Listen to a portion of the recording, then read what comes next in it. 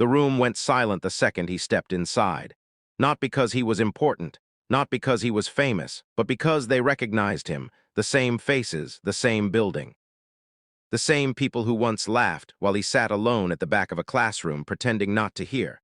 Only this time he wasn't holding a worn-out notebook. He was holding their future in his hands. His name was on the glass office door behind him, and the words Chief Executive Officer shined under the lights. Years ago, they mocked the only black kid in class. Today, he was their boss. 15 years earlier, Elijah Carter stood outside Westbridge Academy clutching his backpack so tightly his knuckles turned white. Expensive cars rolled past him while students laughed about vacations in Europe. His shoes were clean but old, polished again and again by his mother the night before. She had hugged him in the parking lot and whispered that he deserved to be there, that intelligence had no color and dignity had no price. He believed her. He had to. But when he walked into the classroom and saw 30 rich kids stare at him like he was an accident, doubt crept into his chest. Trevor Langley leaned back in his chair and smirked. He was tall, confident, born into money, and never told no in his life. He whispered loudly to his friends, asking if admissions had started a charity program. Laughter rippled across the room like poison. Elijah pretended to open his notebook, pretending not to hear, pretending not to care. But every laugh felt like a nail hammered into his heart.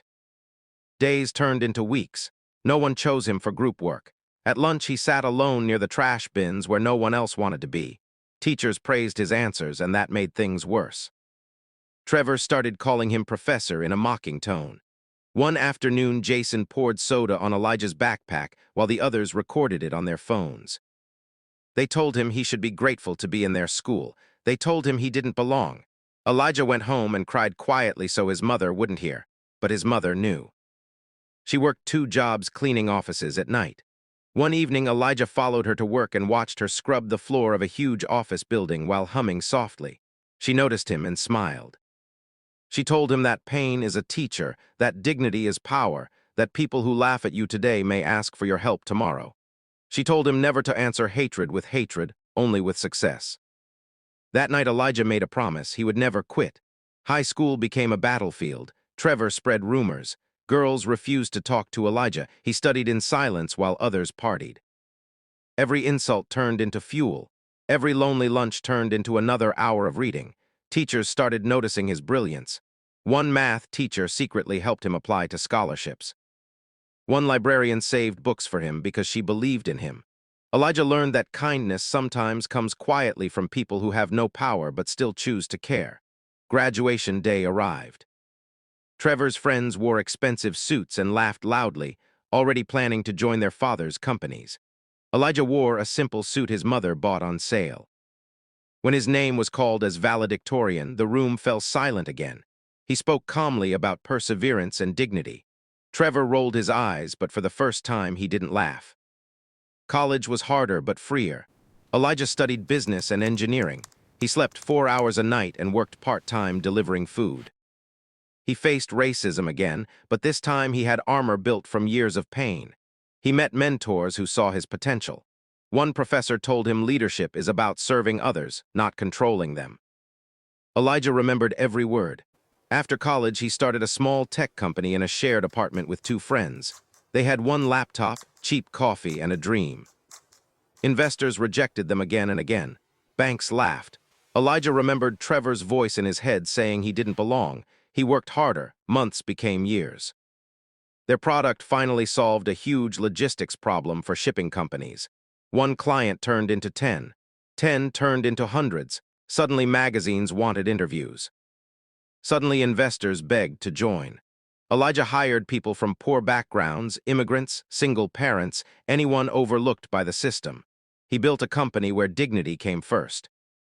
Meanwhile, Trevor inherited his father's manufacturing business. He never learned discipline. He spent money on parties and bad deals. The company struggled. Jason joined him, and together they tried risky shortcuts. They laughed at employees. They ignored advice. Slowly, their empire cracked. One recession hit hard. Trevor's company lost contracts. Debt piled up. Banks demanded repayment.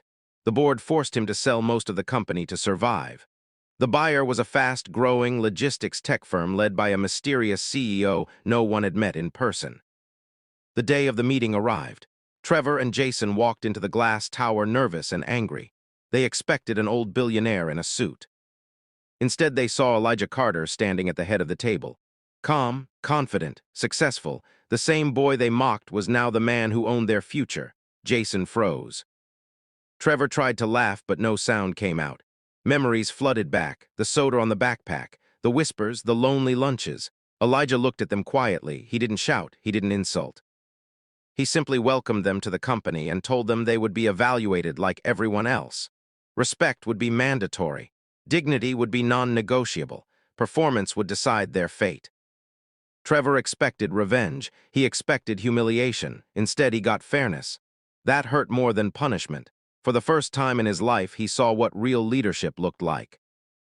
Employees respected Elijah because he listened. They worked harder because he cared. The company grew faster than ever. One evening, Trevor knocked on Elijah's office door. His voice shook as he apologized for everything. He admitted he had been cruel because he was insecure. He admitted he thought money made him superior. Elijah listened silently. Then he said something simple. He said forgiveness doesn't erase the past, but it frees the future. He told Trevor to prove he had changed through actions, not words. Months passed. Trevor worked harder than ever before. He treated workers with respect. He stopped bragging. He learned humility the painful way. Jason quit, unable to accept the new reality. Trevor stayed. Slowly, he became better. Years later, Elijah spoke at a graduation ceremony at Westbridge Academy. He stood on the same stage where he once felt small. Students listened in silence as he told them that kindness costs nothing, cruelty costs everything, and greatness begins when you refuse to hate people who tried to break you. Trevor sat in the audience with tears in his eyes, understanding how much damage he had caused and how much grace he had been given. When Elijah finished, the room stood and applauded. Not because he was rich, not because he was powerful, but because he proved that dignity beats hatred, perseverance beats mockery, and character beats privilege. The boy they mocked became the leader they needed, and the lesson echoed far beyond that classroom. Never laugh at someone who is quietly building a future stronger than your pride. Somewhere in the back row, a quiet student wiped tears from his eyes and felt hope for the first time, because he realized that pain is not the end of a story. Sometimes it is only the beginning of greatness.